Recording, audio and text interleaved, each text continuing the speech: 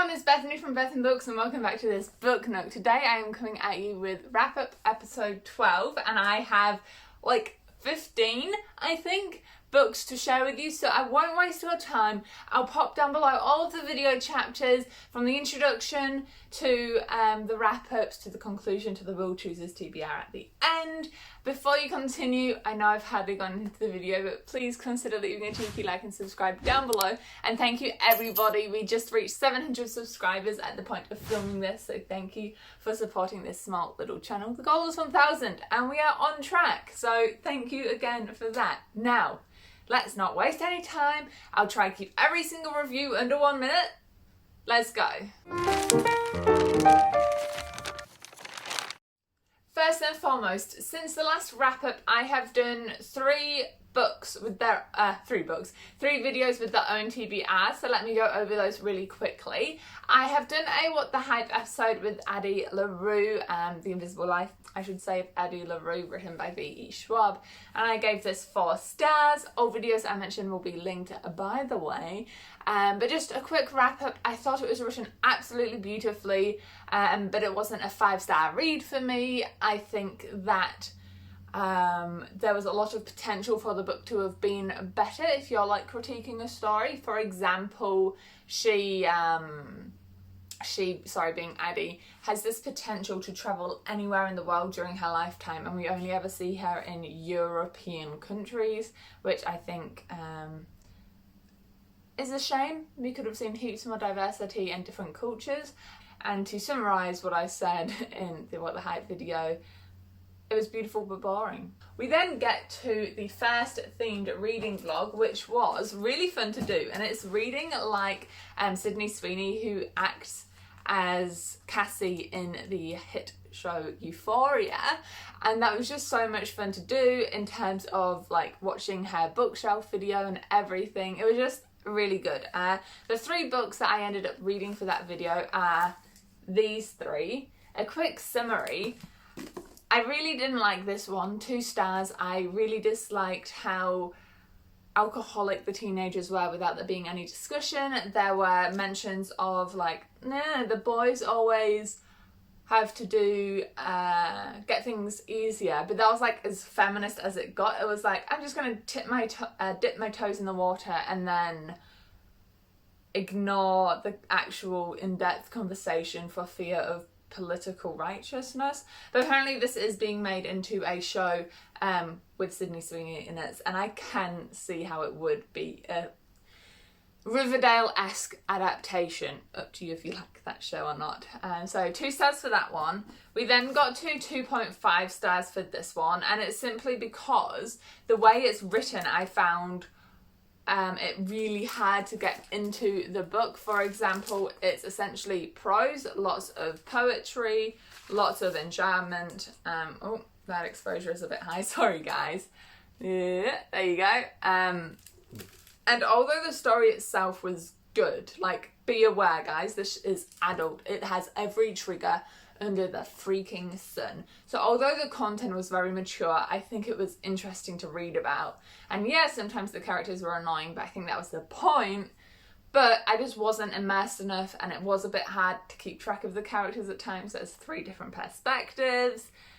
So yeah, that was like so. And then the best one in that video was, again, but better. I gave it 3 stars. So overall, not the best reading week for this vlog. And this one though, 3 stars. I liked the travel aspects. I think the romance was kind of cute, but the writing really let it down for me. It took me a long time to get into the writing. By the way, no shade at Christine. Yeah, again, lots and lots of potential. It was kind of like a mild fangirl, to be honest, if I had to describe it to you. So if you like fangirl, I think you'll like this.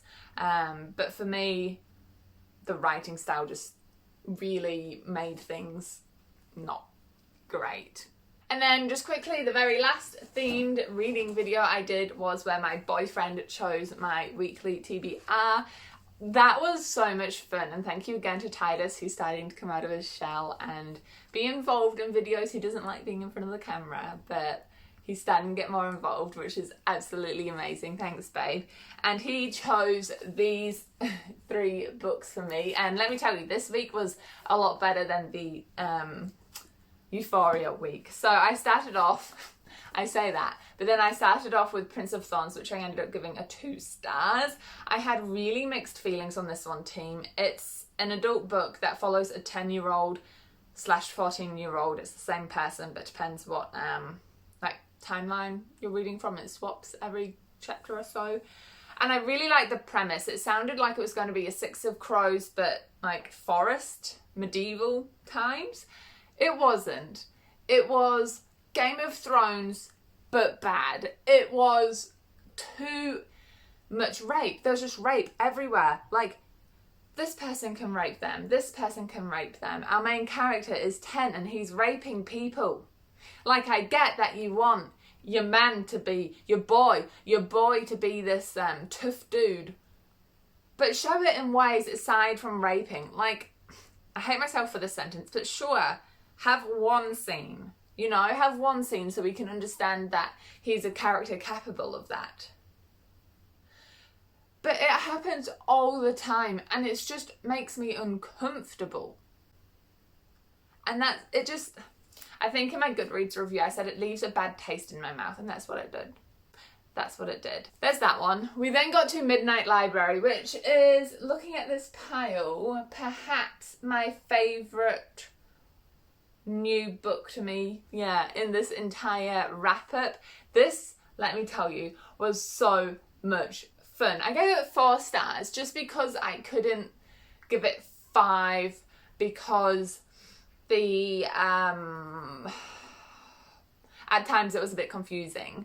But oh my gosh, if you like high fantasy, please do yourself a favour and pick this up. I had never even heard of this before Ty got it out for me, and apparently it's book 1 of 8 in a series. And I'm just rambling. How do I wrap this up? It's Lord of the Rings meets Doctor Who with parallel universes. No romance, but there's a setup for some romance potentially. There's vampires. There's different the different worlds have different levels of magic, very much like Shauna Maguire's. I always forget the name of the series, the children's series, and how each world the child comes from is somewhere different on like this magic spectrum. It's a very similar vibe. It's like darker shade of magic, but in my opinion, I prefer this over darker shade of magic. Oh, controversial, I know. I just love the world building. I'm a very world-driven reader. If I can't picture it, then I won't like it. And this is so good for putting a picture in my head. I'm probably more eloquent over in my vlog for it, to be honest. And then I've got The Green Mile, which I have also given 4 stars. I am surprised at how well I liked King's writing in this. I do have a King stack, which I have actually only read none of the ones there. I read ones I borrowed from the library. Submission, I'm going to get to them, right? But this one has really convinced me to start picking up those books because the writing style in this one I found really easy to understand. And obviously this has the very famous Green Mile film attached. Now, I had watched half of the film, so I knew a decent amount of the main plot points, but this was written in a way that it flowed. I don't think there's any other way to say it flowed, and it sucked me in. And even though at times, which is why I gave it 4 stars, it was kind of slow and I feel like King got stuck in describing things, I just enjoyed it. I thought it was an interesting tale, and if this is one of King's you haven't read, maybe pick it up. I think it's only like almost 400 pages, so.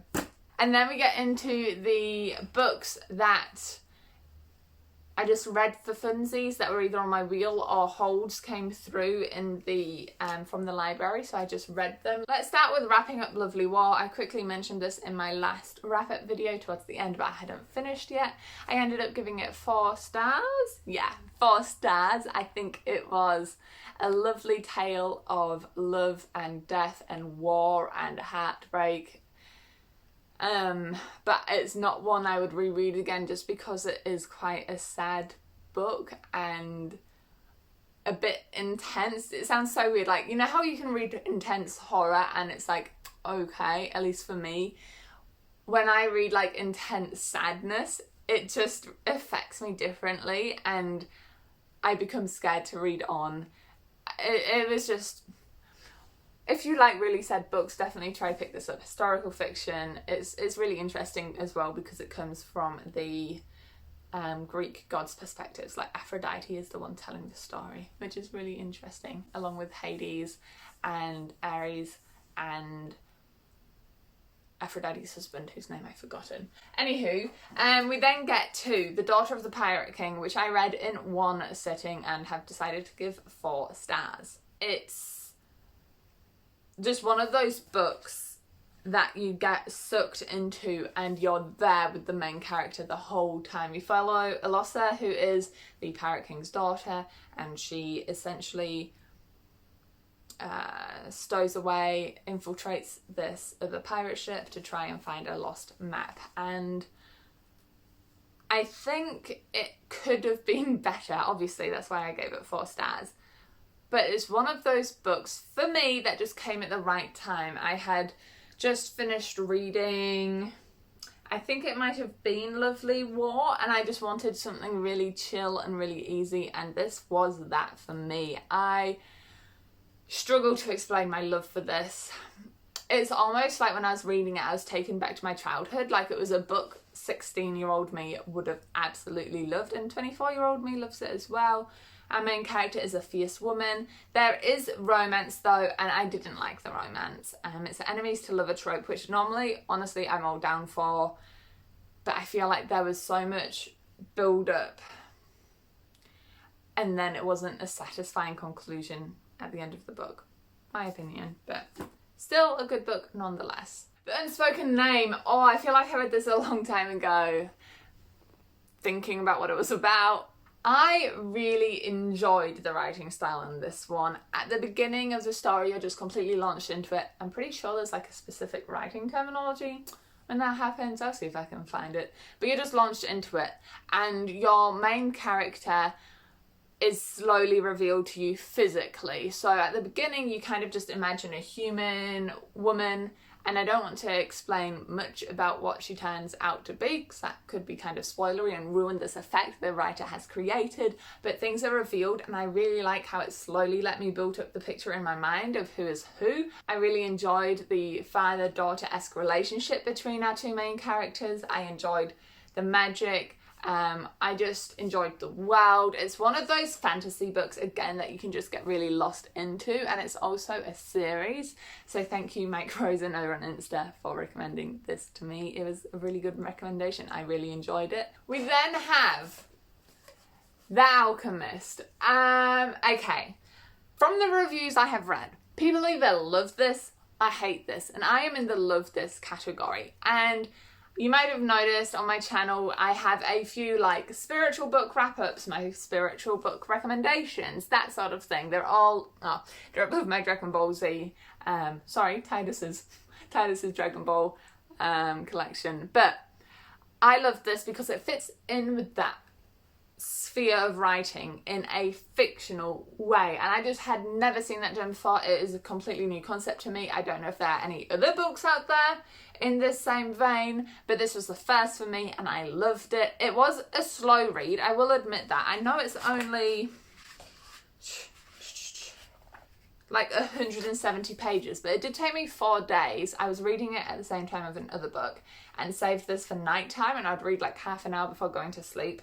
I just think the author did a really good job of giving you messages and morals in bite-sized pieces without dragging it on too long. Something I find hard about my spiritual books sometimes, what makes it those bad for me, is when a lesson takes like 20 pages to tell, and it's like, no, I got it in the first paragraph, like please don't extrapolate it more than you have to. Doesn't do that. Succinct, interesting. I rooted for the character to meet his goal. Right, let's go to Shadow and Bone. I did a reread. You're probably all aware that this is being adapted 26th of April here in New Zealand at least, and I have a school book club. Oh, by the way, news, I've started my own Bethan book club. I'll leave a link down below for the Instagram if you want to check it out. It's super informal. It's going to be really fun. Anyway, school book club is this pick, gosh, I can't wait. For the school book club, we chose Shadow and Bone to read before the school holidays, which it is right now, in time to be prepared for the adaptation to come out. You can see all of my, all of my sticky notes in there. I gave it 4 stars. When I first read this book, I was very much a Darkling Alina shipper. And then, like, I always save reading reviews till after I formed my own opinions. And then I was reading reviews after I read this for the first time, listening to other people's opinions, listening to friends, having conversations, and I realised some things. I'm not going to say anything because they could potentially be spoilery. So I decided to go into this almost like a literary study, which was actually really fun because I'd never done a literary study, I mean, in the past 4 years since finishing my degree, but also on a YA book. So I just really loved delving into it, writing all these post-it notes. And at the end of this book, guys, I'm still, like, I'm gonna say it. I am a Mal Alina shipper. If there had to be a romantic thing, if there had to be a romance, I reckon she should go with Mal. Honestly, I can't remember if I had any other thoughts other than that. I just thought it was a fun book. And I think it's quite, what's the word I'm looking for here? Quite influential in the YA fantasy genre. We then have The Eyes of Sleeping Children, and thank you very much to D.A. Butcher who sent this to me. It doesn't alter my review in any way. I'm completely unbiased. I gave it 3 stars. I think that it was a really good depiction of a man falling into chaos after the loss of his son, and you can see his mental state deteriorate. However, I did not like how our main character, what's he called again? Louis, treated his wife. Not even treated, how he talked about his wife, who has depression, and how he talked about his brother who has I mean, it's never labelled, and I'm not a medical professional. It kind of like the Prince of Thorns, that kind of left a bad taste in my mouth. I know it was done so that our main character Louis, like, to show his deteriorating mental state, but even at the very beginning of the book, I don't think the way he handled his wife's depression was very good, and I just didn't like that personally. I really thought that the world building was done quite well. I could really picture, is it Texas that they're in? I could just really picture the farm and the little town that this takes place in. I think that the suspense side of things was maybe dragged out too long. I felt like I was expecting more paranormal stuff, which is on me. I understand that. I think just because of the intense focus on the Sandman made me expect more from it. It gives me, if in all honesty, it gives me like beginner mild Stephen King vibes, which is a pretty good thing, I think, especially for a debut. I'm pretty sure it's a debut. Not like a main author that you would have heard of. He reached out to me on Instagram, so I think that was pretty good. And the last one for this wrap up is The Midnight Library. Yeah, this book was a massive disappointment for me. I did not like it. I gave it 2 stars. So yeah, Midnight Library, 2 stars. My biggest issue was the repetitive, cyclical nature of this plot. Our main character is in limbo. By the way, massive triggers for suicide. It is not alluded to, I don't think, in the blurb whatsoever. So when things happen in the first few pages, I was very shocked and imagine it was very triggering for someone of whom suicide and depression is a trigger for. I'm really struggling to explain this book without spoilers, so I'm going to put like a mild spoiler warning. It shouldn't like alter any of your readings of the book, but essentially she's dead. That happens in the first few pages of the book, and she's given an opportunity to live a different life in which she has made a different choice. And what happens is she does that and comes back to the Midnight Library, does a different life, comes back, does a different life, comes back, and it's just boring. It is just cyclical on repeat, and I do not like that. I also found the main character a bit annoying. I don't know exactly what it was about her. Maybe it was just my frustration at the plot thinking about it now, but I wanted so much more from this book, and I got something completely different, and then that I didn't enjoy. So that was unfortunate, but that's how it is. So that brings us to the end of the video. Here are the physical books that I managed to read alongside with the library books that have since been returned that I mentioned. Thank you all so much for watching. Enjoy all the places you get in your own reading adventures, and I'll see you guys in the next video. Bye! Spinning the wheel for my beautiful subscribers. The one thing with this new setup is I don't have like a ledge anymore, so I'm just going to use my knees. And we needed to replace Ack, so that is being replaced with my brother picks. That'd be funny. Alright, here we go. Take 2. Here we go.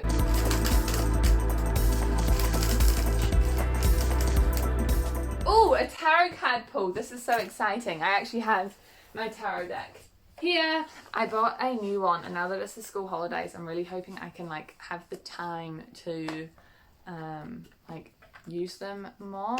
They have such pretty artwork on them, and I'm getting distracted, but like, oh, so pretty. Anyway, I'm gonna pull one.